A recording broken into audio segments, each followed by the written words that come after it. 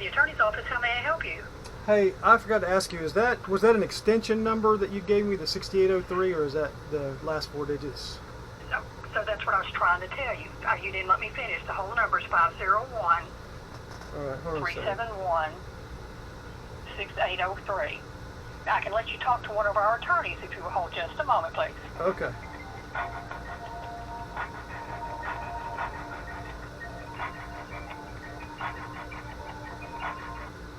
Sir? Yeah. Now, hold on just a moment. Okay.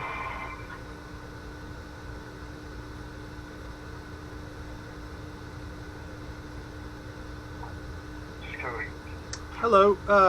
Is this a recorded line? No, I don't think so. Oh, okay. What I wanted to tell you, to let you guys know, is that there is a group of us, and we're a group of citizens that go around and we do pro se litigation against municipalities and stuff like that. And what we're trying to do,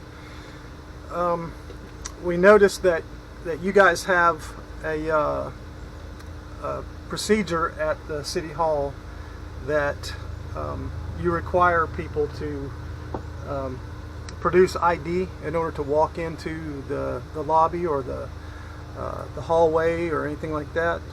Where normally, citizens are normally allowed to be able to go into. And so what we usually do is we usually try to make a phone call and try to help make some sense of these things, and try to get them situated without actually having to go through a litigation process or anything like that first. And so one of the things I was wanting to let you guys know to think about is that for the same reason that the police officers are not allowed to demand ID from someone without like a reasonable articulable suspicion that there was a crime committed, is because it actually is a Fourth Amendment violation, and a lot of police officers end up getting in trouble because they don't really understand that. And whenever you violate that Fourth Amendment, what ends up happening is that if the person doesn't take a settlement from the city, all right, and they go ahead and they take it on to court, and the people who are found to be guilty of that Fourth Amendment violation end up getting at least 1 year prison. You know what I mean, for that Fourth Amendment violation. And that's one of the reasons why we try to make phone calls and try to get it kind of straightened out first, because we don't want to see anybody go get into trouble or anything like that, because we think that people probably have good intentions, but they just get misled about things and have little misunderstandings. And so we don't want to see people get in some bad trouble, and so that's what basically this phone call is about, is I'm trying to reach out to you guys and say, hey, you need to look into this and realize that that's a Fourth Amendment violation, and that it opens your city up to some pretty bad litigation, and you might want to think about rescinding that policy at the city hall or any other government building that you have where the general public has traditionally and historically been able to access with freedom. You know what I'm saying? Fine. Yeah, I appreciate your concern. So I mean, it's like, is this something that you guys are going to look into, or should we just go ahead and just go into litigation? I'm not going to make any statements on it at this time, but do whatever you feel like you need to do. Okay, so you're not even going to look into it, though? You're not even going to look into it? Like I said, I'm not going to make a statement. Have a good day. Okay, all right. We'll do what we got to do. Thank you. You guys heard it. You guys heard it. That son of a bitch. Man. And the other lady that answered earlier, I wish I would have got video of it, but she was very angry at me for, she said I was being really super rude and that it caused her a lot of grief. And I let her know, I was like, look, the Supreme Court has let you guys know many, many times that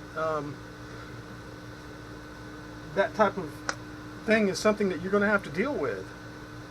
You know, you're going to have to put up with citizens calling up angry about things, and you might. And she kept saying, "Well, you didn't have any reason to be like that." And so, what I told her, I said, "Well, you don't know what the reason was. You know, you don't know what my reasoning was for being frustrated when I first called you.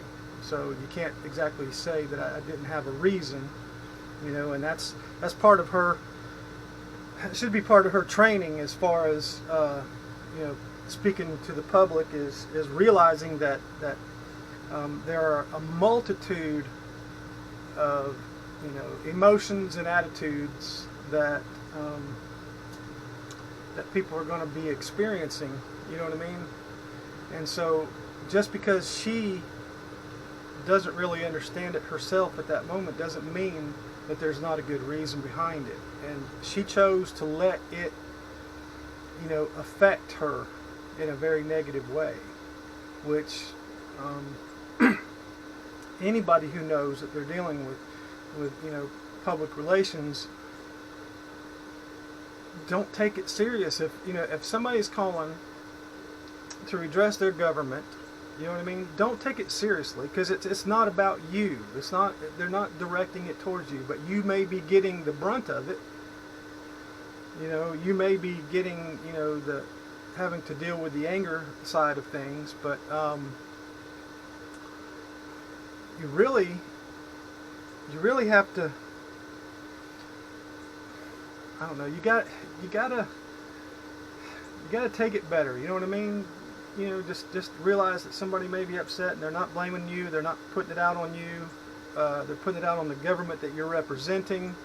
You know, because a lot of these people, they forget that if they look behind themselves, they'll see that there's this big giant government, you know, that's standing in the way, or that's standing back there, you know, that they're representing. They are the face of this thing. And this government does a lot of things that people don't like, you know, that they get very angry about. And so if you're the face of a big, you know, government organization like this, you got to realize you're gonna hear the brunt of people's anger towards that. And you can't feel entitled. Entitlement will get you in trouble. You know, when you have this kind of job, it's not like a normal 9-to-5 job at a corporation or something like that. This is one where you're dealing with constitutional issues. Like if you're working at, you know, some other big corporation or whatever, you know, that's just a commercial operation.